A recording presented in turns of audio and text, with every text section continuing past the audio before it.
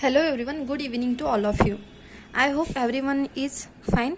क्योंकि अभी 20 दिन बाद क्या है, हमारी प्री की एग्ज़ाम है। और आई नो कि सब लोग प्री के एग्ज़ाम में ही लगे होंगे। सब कैलकुलेशन चल रहा होगा, सबका पजल चल रहा होगा, रीजनिंग की सिटिंग अरेंजमेंट चल रही होंगी, सब कुछ चल रहा होगा। तो उसके साथ साथ क्या करते हैं ना, हम थोड़ा सा ब्रेक लेते हैं। मतलब क्या करना है कि हमें एक अपना अच्छा पोर्शन भी पूरा कवर करना है, और वो इंटरेस्टिंग सा पोर्शन भी है। ठीक है। मैंने स्ट्रैटेजी बनाई, खुद के लिए बोल रही हूँ मैंने भी प्री की प्रिपरेशन पहले से नहीं की है, सिर्फ क्लासेस की हुए, इसी महीना प्रैक्टिस कर रही हूँ। तो मैंने एक किया है कि मैं उसके साथ साथ जो हम दिन भर तो कैलकुलेशन करते रहते हैं, जब हमें लगे कि भाई थोड़ा सा मैं थक गई हूँ, तो हमें क्या करना है, अपने स्कीम पूरे कर लेने हैं। जो स्कीम बहुत ही इम्पॉर्टेंट रोल है अपने एग्रीकल्चर फील्ड ऑफिसर एग्ज़ाम में, उनका बहुत इम्पॉर्टेंट रोल है। और जो हमारे स्कीम है वो बहुत सारे भी हैं, कन्फ्यूजन भी होने की बहुत सारी संभावना है।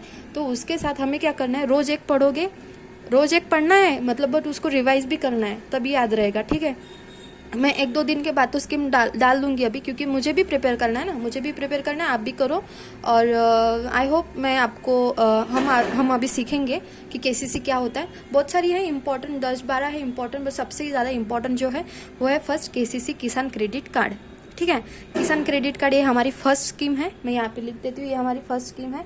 और हमें इसको क्या करना, पूरा करना है। मैं आज बहुत अच्छे से हम पढ़ेंगे, आई होप आपको समझ में आएगा। ठीक है। अभी स्टार्ट करते हैं। केसीसी किसान क्रेडिट कार्ड, इसको क्रॉप लोन भी बोला जाता है। और इसके अंतर्गत और 2 स्कीम आती है, पर्सनल एक्सीडेंटल स्कीम और इंटरेस्ट सबवेंशन स्कीम। ये दोनों स्कीम आती है इसके अंतर्गत, किसान क्रेडिट कार्ड के अंतर्गत। ठीक है। एप्लीकेशन करने के बाद विद इन 2 वीक्स और समझो कि 15 डेज के अंदर हमें क्या होता है, किसान क्रेडिट कार्ड मिल जाता है। एप्लीकेशन करने के बाद विद इन 2 वीक्स और 15 डे, ये याद रखना है। क्योंकि अभी एक रिसेंट में कौन सी तो भी एग्जाम हुई थी, शायद आरआरबी की, उसमें ये क्वेश्चन आया था। ठीक है। उसके बाद किसान क्रेडिट कार्ड ये रुपे कार्ड है और सिर्फ इंडिया के लिए है। ठीक है। ये इंट्रोड्यूस कब हुई थी, 1 जून 1998 में इंट्रोड्यूस्ड हुई थी। बट ये सर्कुलेट कब हुई थी बैंक में, 14 अगस्त 1998 में क्या हुई थी, सर्कुलेट हुई थी। अभी इसमें और एक बात जान लो कि अभी तक किसान क्रेडिट कार्ड सिर्फ जो क्रॉप के लिए, जो क्रॉप होता था, हम जो फील्ड पे क्रॉप लेते हैं उसके लिए ही किसान क्रेडिट कार्ड मिलता था फार्मर को, सिर्फ मतलब क्रॉपिंग वाले फार्मर को ही, क्रॉपिंग वालों को ही मिलता था। बट अभी 2019 से फिशरी फार्मर और जो डेयरी फार्मर हैं इनको भी केसीसी मिलने लगा है। ठीक है। बट इसमें इंटरेस्ट सबवेंशन इनको 2% रहता है, 2% इंटरेस्ट सबवेंशन रहता है। और इनको थोड़ा अलग मैटर रहता है। इंटरेस्ट सबवेंशन क्या होता है ये भी मैं आगे जाके बताऊंगी। ठीक है। तब तक साथ रहिए। ठीक है। नोडल एजेंसी जो है किसान क्रेडिट कार्ड में, नोडल एजेंसी जो है वो है नाबार्ड बैंक।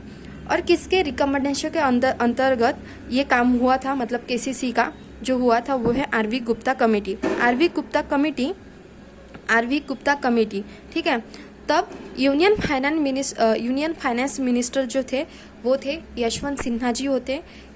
यशवंत सिन्हा जी तब के क्या थे, यूनियन फाइनेंस मिनिस्टर थे। ठीक है। अभी क्या है इसका एम क्या है, किसान क्रेडिट कार्ड का एम है to purchase the agriculture input. Farmers को एग्रीकल्चर इनपुट परचेस करने में क्या हो, हेल्प हो, इसलिए क्या करना है, किसान क्रेडिट कार्ड उन्हें स्कीम जो है वो लाई है। उसके साथ साथ क्राइटेरिया क्या है और कैसे हम डिसाइड करेंगे कि हमको जो फार्मर है उनको कितना अमाउंट देना है। तो ये बात बता दूं मैं आपको कि अब तक 1 लाख मिलता था amount, without mortgage, without security और कोलैटरल फ्री। ठीक है। कितना मिलता था, 1 लाख मिलता था। अभी उसकी अमाउंट 1,60,000 तक हो गई है, 1,60,000 तक हो गई है। ठीक है। ये वाला ध्यान में रखिए। उसके साथ साथ अभी हम कैसे डिसाइड करें कि कोई भी फार्मर आया है उसने केसीसी निकाला, उसको हम 1,60,000 दे देंगे, नहीं। इसके लिए कुछ इंपॉर्टेंट पॉइंट्स है, वो याद रखिए कि हमें कैसे डिसाइड करना है, हमें कैसे निकालना है कि कितना देना है, ये उसका क्राइटेरिया है। पहले तो हमें करना है कि उसके बाद लैंड होल्डिंग कितनी है। ठीक है। लैंड होल्डिंग कितनी है, scale of finance for a particular crop कितना है, स्केल ऑफ फाइनेंस क्या होता है ये बताती हूँ आगे जाके।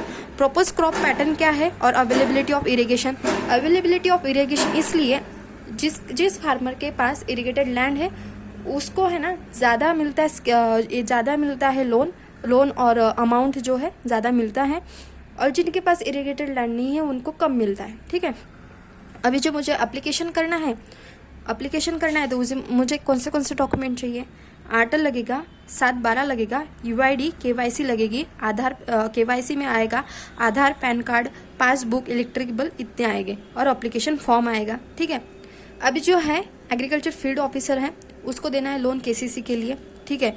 तो उसको है ना जो फार्मर है उसका फार्म जो है जाके देखने की ज़रूरत नहीं है, उसमें उसके फार्म पे क्या है क्या नहीं है फिजिकली जाने की ज़रूरत नहीं है। 8 और 7/12 से पूरी इन्फॉर्मेशन पता चलेगी, ठीक है। उसके साथ बहुत ही इम्पॉर्टेंट पॉइंट है जो आपको याद रखना है कि जो एलिजिबिलिटी क्राइटेरिया है कि इसमें केसीसी के लिए कौन से फार्मर आ सकते हैं, कौन से फार्मर केसीसी निकाल सकते हैं, इसके लिए क्या है एलिजिबिलिटी क्राइटेरिया है। उसमें आते हैं सभी टाइप के फार्मर्स। उसमें कौन से इंडिविजुअल फार्मर आते हैं, जॉइंट कल्टीवेटर्स आते हैं, जॉइंट कल्टीवेटर ओनर्स आते हैं, उसके बाद टेनेंट फार्मर आते हैं, ओरल लीजेस आती है, शेयर क्रॉपर्स आते हैं, सेल्फ हेल्प ग्रुप वाले आते हैं और जॉइंट लाइबिलिटी ग्रुप वाले आते हैं, ठीक है। टेनेंट फार्मर ओरल लीजेस मतलब ज़बानी बोलते हैं कि तू मेरा कर ले, ऐसा तू मेरा फार्म कर ले, फिर वो डिस्ट्रीब्यूट करते होंगे कि हम इतना खर्चा ऐसा क्या डिवाइड कर लेंगे, ठीक है, ये आता है। उसके साथ एक बात बता दूँ, यहाँ पे है, मैंने पहले भी रिकॉर्ड किया था बट कोई आने की वजह से डिस्टर्ब हुआ था तो मैं फिर से कर रही हूँ, ठीक है। तो ये है scale of finance. Scale of finance मतलब क्या होता है ये बता देती हूँ, ठीक है। विदाउट सिक्योरिटी हमको लोन मिलेगा 1,60,000, बट हम कैसे डिसाइड करेंगे कोई भी फार्मर को कितना देना है, ठीक है। कॉस्ट ऑफ कल्टीवेशन, ये जो है स्केल ऑफ फाइनेंस है, इसको बोलते हैं कॉस्ट ऑफ कल्टीवेशन पर एकड़। फॉर एग्जांपल समझ लो कॉटन है, देखो इसकी स्केल ऑफ फाइनेंस जो होता है हर डिस्ट्रिक्ट में अलग अलग हो सकता है, क्योंकि हर डिस्ट्रिक्ट की लैंड अलग होती है, उसकी रिक्वायरमेंट अलग होती है, इसलिए कॉस्ट ऑफ, अभी पकड़ लो कि कॉटन है, कॉटन वर्धा डिस्ट्रिक्ट में जो है उसका कॉस्ट ऑफ कल्टीवेशन अलग होगा, अदर डिस्ट्रिक्ट में अलग होगा, उसके हिसाब से स्केल ऑफ फाइनेंस निकलता है। और स्केल ऑफ फाइनेंस कौन?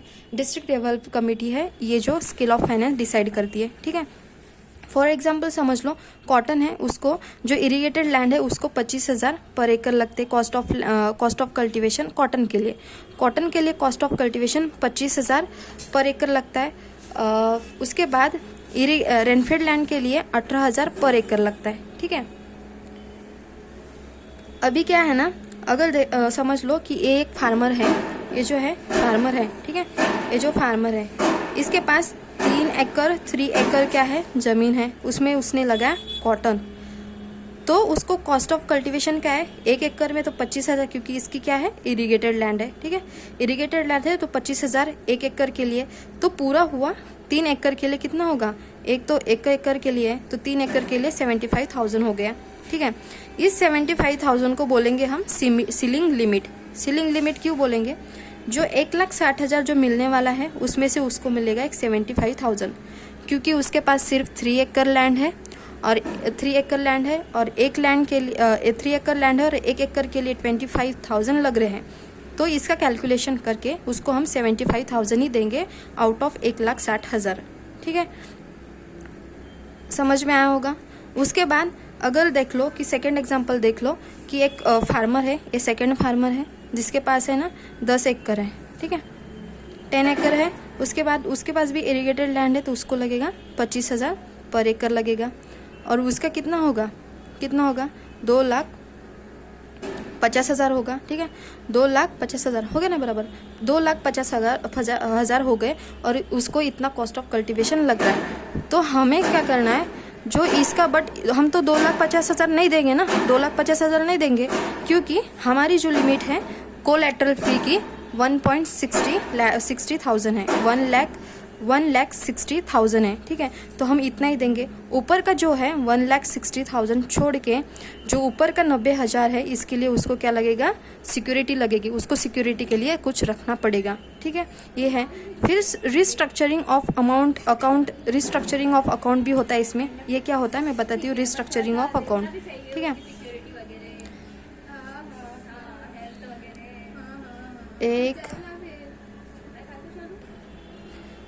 Restructuring of account. Restructuring of account मतलब क्या होता है ये बता देती हूँ। जो हमारा केसीसी वो हमें मिलता है 5 साल के लिए। कितने ईयर के लिए मतलब मिलता है? 5 ईयर के लिए, मतलब 5 ईयर्स के लिए, ठीक है। मतलब किसान क्रेडिट कार्ड जो हमें 5 ईयर के लिए मिलता है, 5 ईयर्स, सॉरी इधर दिख नहीं रहा है, 5 ईयर्स के लिए मिलता है। किसान क्रेडिट कार्ड जो है हमें 5 ईयर्स के लिए मिलता है। और पहले 3 ईयर्स के लिए मिलता था, बट अभी कितना 5 ईयर्स के लिए मिलता है, 5 ईयर्स के लिए मिलता है, ठीक है। तो ये रिस्ट्रक्चरिंग ऑफ अकाउंट मतलब क्या हुआ, देखो कि 3 साल हो गए। 1 साल फर्स्ट ईयर जो उसको मिला है, जो केसीसी मिला है, first year, second year, third year, fourth और फिफ्थ ईयर, ठीक है। ये ऐसा हुआ, फोर्थ ईयर और फिफ्थ ईयर। अभी ऐसा हुआ ना कि इस 5 साल के लिए मिला, 5 साल के लिए मिला है।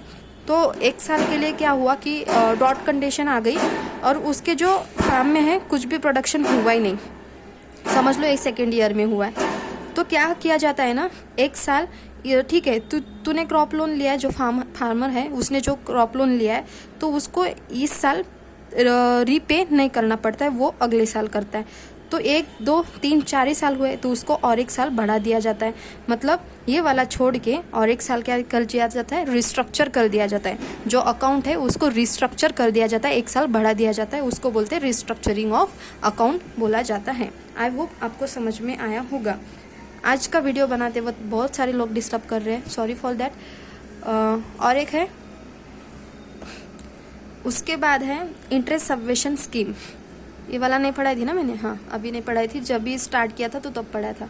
ये हो गया हमारा, ये आपको बहुत इंपॉर्टेंट पॉइंट है, ये एलिजिबिलिटी क्राइटेरिया वाला है, ये याद रखना है। इसमें ऑल फार्मर आते हैं, फिर से एक बार बता देती हूँ, ऑल फार्मर्स आते हैं। ऑल फार्मर्स में इंडिविजुअल फार्मर्स भी आते हैं, जॉइंट कल्टिवेटर ओनर भी आते हैं, टेनेंट फार्मर भी आते हैं, ओरल लीजेस भी आते हैं और शेयर क्रॉपर्स भी आते हैं, ठीक है। सेल्फ हेल्प ग्रुप वाले और जॉइंट लाइबिलिटी ग्रुप वाले भी आते हैं, ठीक है। इंटरेस्ट सबमिशन स्कीम मतलब क्या होता है, अभी क्या करो ध्यान से सुन लो, क्योंकि सबसे ज़्यादा कन्फ्यूजन जो होता है ना केसीसी में सिर्फ यहीं पे होता है।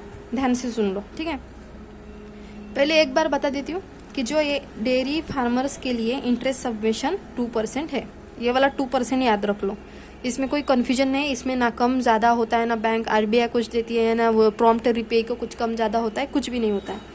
डेयरी फार्मर्स के लिए इंटरेस्ट सबमिशन कितना है, 2% है, ये वाला याद रखो, ठीक है। उसके बाद इफेक्टिव रेट ऑफ इंटरेस्ट जो है ये क्रॉप के लिए, ठीक है। ये क्या था, डेयरी फार्मर्स के लिए था, ये क्रॉप के लिए।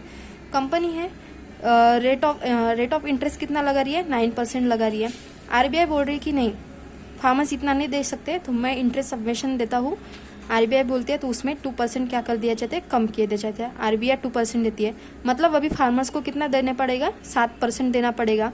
तो ये 7% देना पड़ेगा, इसको बोलते हैं इफेक्टिव रेट ऑफ इंटरेस्ट, 7% देना पड़ेगा। अभी और एक बेनिफिट है, जो रेगुलर बैंक को रीपे करते हैं, हर साल लोन लेते हैं और रेगुलर रीपे करते हैं, उनके लिए और एक फ़ायदा है कि जो उसको बोलते हैं, जो रेगुलर रीपे करते हैं, वक्त पे रीपे करते हैं, जो भी लोन लिया वो, उनको बोलते हैं प्रॉम्प्ट रीपे, ठीक है, प्रॉम्प्ट रीपे बोलते हैं। तो इनको इंटरेस्ट सबमिशन और मिलता है 3% प्रॉम्प्ट रीपे को, ठीक है, 3% मिलता है। बट फिर अभी उनको कितना कम 3% मिलता है, मतलब 7 में से 3 गए, 4% रह गया। फिर इफेक्टिव रेट ऑफ इंटरेस्ट उनको सिर्फ 4% देना पड़ता है। बट ये 3% जो है ना, ये सिर्फ 3 लाख तक ही लागू होता है, 3 लाख तक ही लागू होता है। 3 लाख से ज़्यादा होगा तो उस पर ये 7% लगेगा, ठीक है, 7% लगेगा। ये सिर्फ प्रॉम्प्ट रीपे के लिए है, ठीक है। मुझे पता है इसमें बहुत ज़्यादा कन्फ्यूजन हुआ होगा, फिर से बताती हूँ, ठीक है। Effective rate of interest company ने बताया इफेक्टिव रेट ऑफ इंटरेस्ट 9% है। आरबीआई बोली नहीं 2% मैं देता हूँ, ठीक है, 7% फिर फार्मर्स के लिए आया 7%। इफेक्टिव रेट ऑफ इंटरेस्ट 7% हुआ। उसमें जो रेगुलर और जो प्रॉम्प्ट रीपे है उनको और 3% कम कर दिया कि तुम और 3% कम दे रहे हो, क्योंकि तुम लोग हर वक्त 7 मतलब जो टाइम पे वो देते हो, तो तुम क्या करो, कम करो, ठीक है, मतलब कम दो, तो 3%। उसमें से उनको इफेक्टिव रेट ऑफ इंटरेस्ट कितना हुआ, फिर 4% हुआ। बट ये 3% प्रॉम्प्ट रीपे जो है 3% तो इनको एक्स्ट्रा दिया जा रहा है, बट मतलब कम किया जा रहा है 3% इनका। बट ये 3 लाख तक ही होगा, 3 लाख से ज़्यादा अमाउंट के लिए नहीं होगा। 3 से ज़्यादा 3 लाख के लिए तो ये होगा, ठीक है।